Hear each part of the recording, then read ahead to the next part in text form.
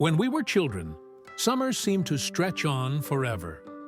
A single afternoon could contain a lifetime of bike rides, scraped knees, melted popsicles, and dreams. Waiting for a birthday or holiday felt like an eternity. Time moved slowly, deliberately, with every second accounted for. Remember staring at the clock in class, convinced it had stopped ticking altogether? The world moved at a pace we could touch, feel, and savor. Fast forward to adulthood, and that once endless summer. It's a blink. Years now seem to disappear and fast forward. January becomes June, and suddenly, we're stringing up lights for another holiday season, wondering where the time went.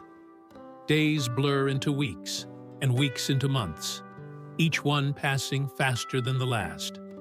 So, what changed? Why does time feel like it's speeding up, accelerating with every passing year? Is it just nostalgia? A trick of memory? Or is there something deeper going on? Something about the way we perceive time itself? Here's the twist. Time hasn't changed. The ticking of the clock remains the same. What's shifting isn't time, but how we experience it. This distinction between clock time and live time is at the heart of a profound philosophical insight.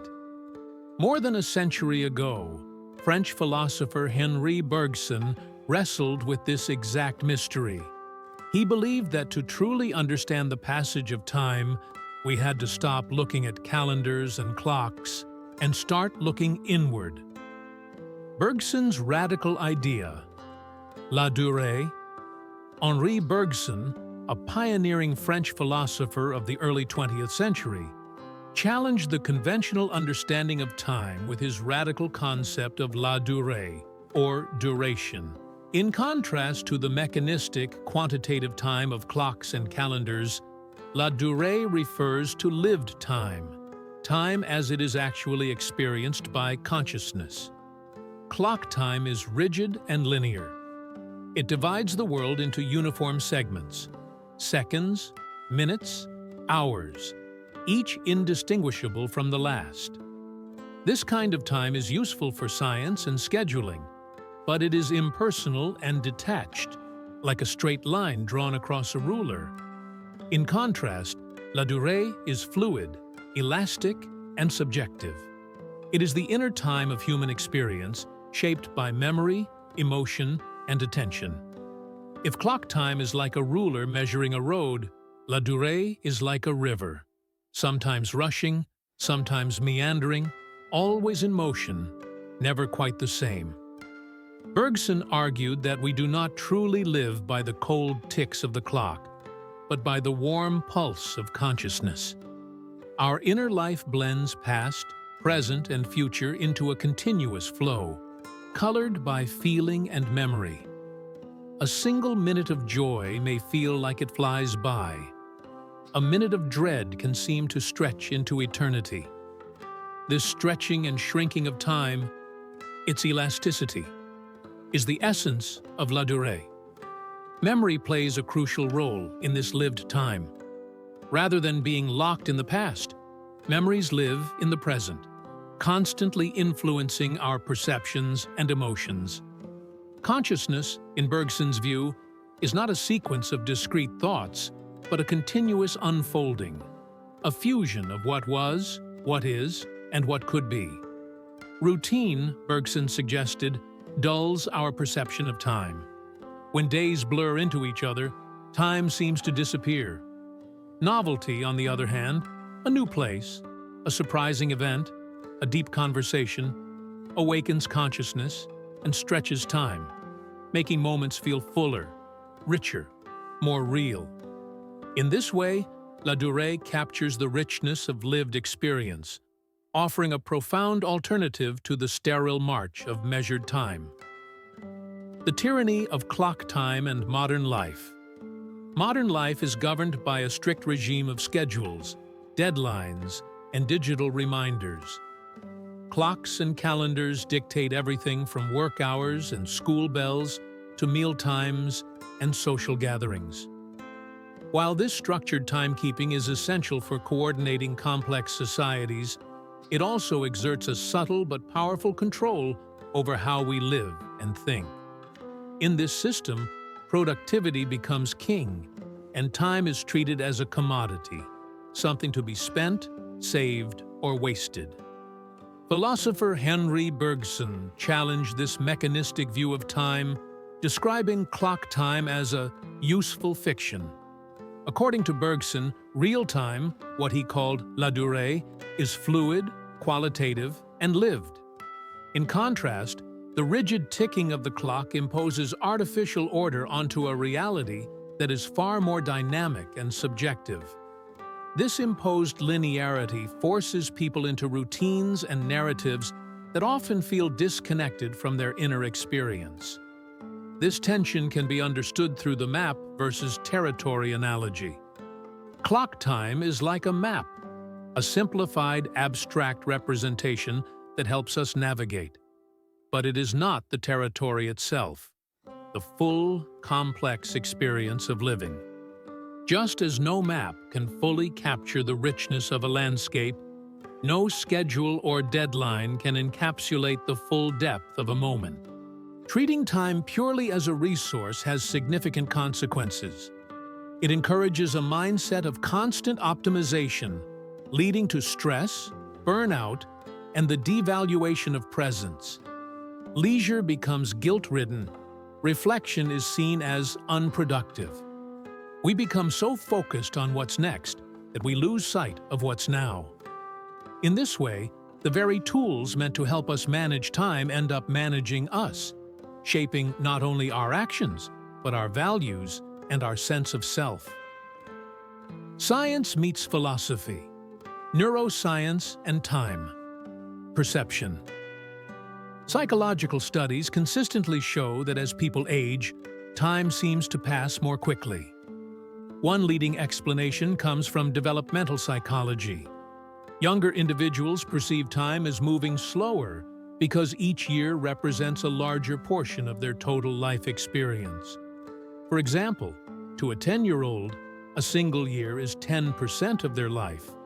To a 50-year-old, it's only 2%. This is known as the proportional theory of time perception. The theory suggests that as we age, new experiences become rarer and life becomes more routine, leading to fewer new memories being created to mark the passage of time. This ties into how the brain processes and stores experiences. Our sense of time is closely linked to memory formation. Novel experiences, such as a first kiss, moving to a new city, or traveling abroad, generate vivid memories that seem to stretch time, making periods rich in novelty feel longer in retrospect. Conversely, when life becomes habitual and repetitive, fewer distinct memories are formed. This contributes to the feeling that time is slipping by faster. Neuroscience attributes much of this memory-based time perception to the hippocampus, a brain region essential for encoding and organizing episodic memories. The hippocampus acts as a sort of temporal organizer. It helps us construct a timeline of experiences. When it's actively engaged, especially during novel, emotionally rich, or challenging events, it creates more timestamps, making the day feel longer in memory. But during routine days, its activity diminishes and fewer mental markers are created, leading to a retrospective sense that time flew by. Curiously, there's also the paradox of intensity. While richer, more immersive experiences are more densely remembered and seem longer in retrospect, they often feel like they pass in the blink of an eye in the moment. This temporal contradiction highlights the complex relationship between attention, memory, and time perception. Together, these psychological and neurological insights reveal how our experience of time is less about the ticking of a clock and more about the richness and structure of our lived moments. Bergson versus Einstein. clash of time. Theories in the early 20th century, two intellectual titans, Albert Einstein and Henri Bergson, found themselves at odds over a fundamental concept: time. For Einstein, time was a precise, measurable quantity, a fourth dimension added to the three dimensions of space, forming what we now call space-time. His theory of relativity revolutionized physics, showing that time could stretch or compress depending on one's velocity and gravitational field. In this framework, time is objective, quantifiable, and essential to the fabric of the universe. Bergson, a French philosopher, vehemently disagreed. He argued that Einstein's view stripped time of its true essence. For Bergson, time, what he called duration, la durée, was not a string of quantifiable moments, but a continuous flow, intimately tied to human consciousness. Time as we live it, Bergson claimed, cannot be reduced to numbers on a clock. It is elastic, felt differently in boredom versus joy, in anticipation versus memory. This personal, qualitative experience of time was, to him, the real time. Their disagreement came to a head in a famous 1922 debate at the Société Française de Philosophie in Paris. Einstein defended his theory with scientific rigor, insisting that time, as described in relativity, was the only time that mattered for science. Bergson responded that Einstein's conception of time was a mathematical abstraction and could not account for the richness of lived experience. The clash became not only a scientific dispute, but a profound philosophical divide. A useful analogy illustrates their difference. Einstein's time is the time on your smartphone, precise, universal, and synchronized with atomic clocks. Bergson's time is what you feel when you wait for a message to arrive or watch a sunset, fluid, subjective, and deeply personal. The implications of this debate extend far beyond physics or philosophy. If time is only what science can measure, we risk ignoring the nuanced, emotional, and psychological aspects of how we experience our lives. But if we embrace both views, Einstein's objective time and Bergson's subjective duration, we gain a fuller understanding of human existence. Their debate reminds us that reality may be shaped not just by external forces, but by the inner rhythms of the human mind. Novelty, routine, and memory. The brain's time hacks. Have you ever felt like a week-long vacation flew by while a single workday dragged on endlessly? This paradox is rooted in how our brains perceive time, not by the clock, but through experience. Novelty, routine, and memory play crucial roles in this perception. When we encounter something new, our brains pay closer attention. This novelty effect slows down our subjective sense of time because we're processing more information. Think about your first kiss, hearing a genre of music you'd never encountered before, or exploring the winding streets of a foreign city. These moments feel rich and expansive, etched into memory with vivid detail. The unfamiliar forces us out of autopilot and into awareness, stretching the moment in our minds. On the other hand, routine collapses our sense of time.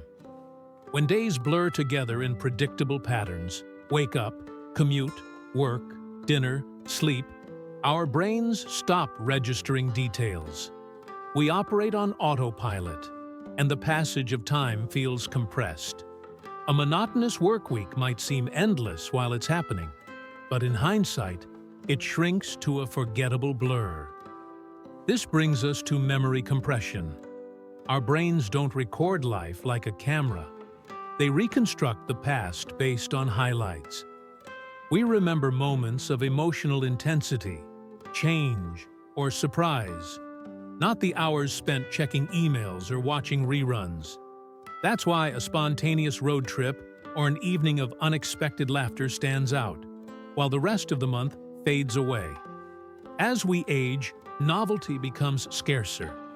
Childhood is full of firsts. First day of school, first time riding a bike, first heartbreak. As these diminish, years can begin to feel shorter.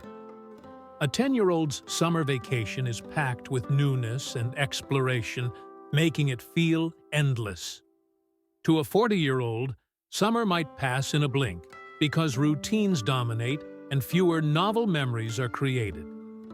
Consider this contrast: a typical Monday to Friday work week, where each day mirrors the last. It feels long in the moment, but leaves little imprint. Now compare that to a week traveling through Japan for the first time, trying sushi at a local market, navigating a train system you don't understand, standing in awe at a temple you've only seen in photos. That week feels rich, vivid, and, in memory, longer than the work week, because your brain recorded more. In essence, to stretch time, seek the new, break the routine. Life feels longer, not with more hours, but with more meaningful moments. Practical takeaways: how to reclaim time. Henri Bergson urged us to rebel against the tyranny of the clock, not out of laziness or disorganization, but as an act of reclaiming life itself. In his philosophy, mechanical time, what the clock measures, is not the same as lived time, what we experience. To truly live our time, we must resist being mere slaves to schedules, and instead cultivate presence, spontaneity, and depth. Start by embracing novelty. Travel, whether to another continent or simply to a new neighborhood, shocks us out of routine and reawakens our senses. Similarly, learning a new skill, even imperfectly, invites us into states of curiosity and flow. These are moments when time stretches, deepens, and becomes memorable. Engage in meaningful conversations. Set aside phones and clocks and talk without an agenda. These unscripted exchanges can offer profound connection, allowing time to slow down and feel full. Make space for creativity. Paint, write, dance, build, garden.